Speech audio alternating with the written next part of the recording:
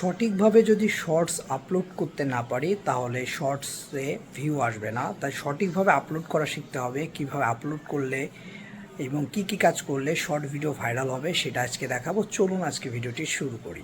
Short video upload করতে প্রথম চলে যাবো আমরা ইউটিউব অ্যাপসে, যেহেতু এটা মোবাইলে আপনাদেরকে দেখাবো।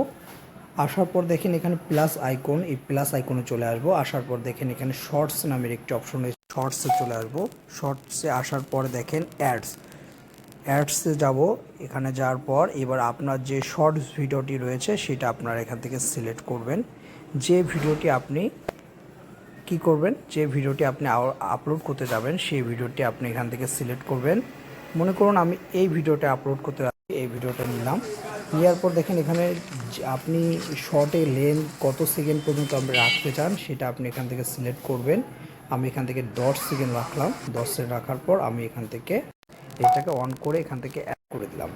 অ্যাড করার পর দেখেন এখানে নেক্সট অপশন চলে এসেছে। নেক্সট অপশনের পর দেখেন এখানে টাইটেল রয়েছে, এখানে থেকে ভিজিবিলিটি, এটা আমরা এটাকে কি করব, আনস্টেট করে দেব।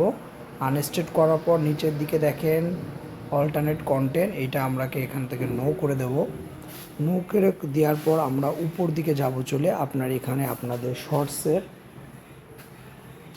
শর্টসের আপনার এখানে ক্যাপশন বা টাইটেল আপনারা এটাকে দিতে পারবেন। তার আগে চলে যাবেন, এখানে দেখেন একটা প্লাস আইকন দেখাচ্ছে উপরে।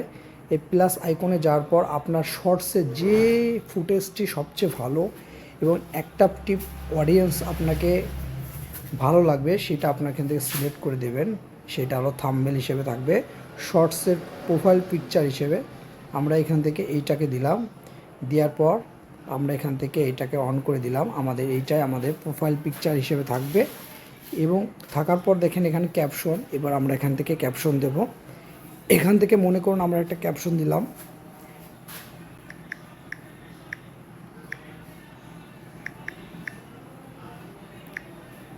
দেওয়ার পর এখান থেকে আপনারা ট্যাগ ইউজ করবেন।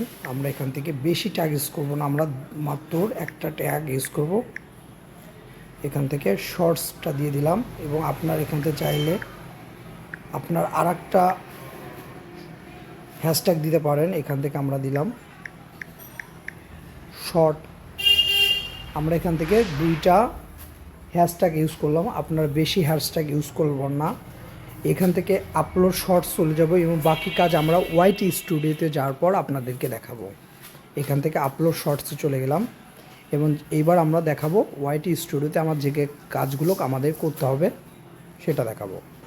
বন্ধুরা দেখেন আমাদের শর্টটি আপলোড হয়ে গেছে। এবার আমরা ওয়াইটি স্টুডিওতে আমরা যে কাজগুলো দেখব, এটা দেখেন আসার পর আপনার ওয়াইটি স্টুডিওতে আসার পর আপনার এখানে প্লাস আইকনে চলে আসবেন। আসার পর দেখেন এখানে টাইটেল ঠিক আছে। এবার টাইটেলটাকে কি করবেন, আপনার এখান থেকে যে টাইটেলটা দিয়েছেন সেটাকে আপনার এখান থেকে কপি করে আপনার ডেসক্রিপশনে বসিয়ে দেবেন। ডেসক্রিপশনে বসার পর আমরা এখান থেকে দেখেন নিচের দিকে রয়েছে ট্যাগ শর্ট রিমিক্স, এটাকে আমরা কি করব, এখান থেকে আমরা এখানে কিছু ট্যাগ দিয়ে দেব।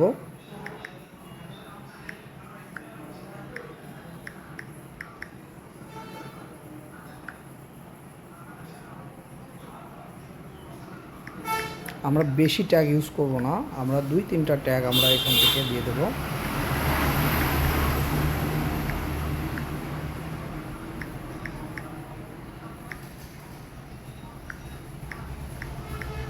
আমরা এই কয়টাই ট্যাগ আমরা ইউজ করলাম। এবার দেখেন শর্ট রিমিক্সটা অ্যালাউ আছে কি না, এখান থেকে অ্যালাউ থাকলে এটাকে আপনারা অ্যালাউ করে দেবেন অডিওটা। এবার দেওয়ার পর আপনারা চলে যাবেন ব্যাকে, এখানে থেকে আনলিস্টেড করা রয়েছে, এটাকে আপনারা পাবলিক করে দেবেন এবং পাবলিক করার পর আপনার এখান থেকে সেভ অপশনটাতে দিবেন, এটা আপনার পাবলিক হয়ে যাবে আপনার শর্ট। আর আপনারা যদি এইভাবে শর্ট ভিডিও আপলোড করেন অবশ্যই শর্ট ভিডিওতে ভিউ আসবে। আর ভালো লাগে অবশ্যই চ্যানেলটি সাবস্ক্রাইব করে সাথে থাকবেন সুন্দর সুন্দর ইন্টারেস্টিং ভিডিও দেখার জন্য। আজকের মতো এখানে টাটা, বাই বাই।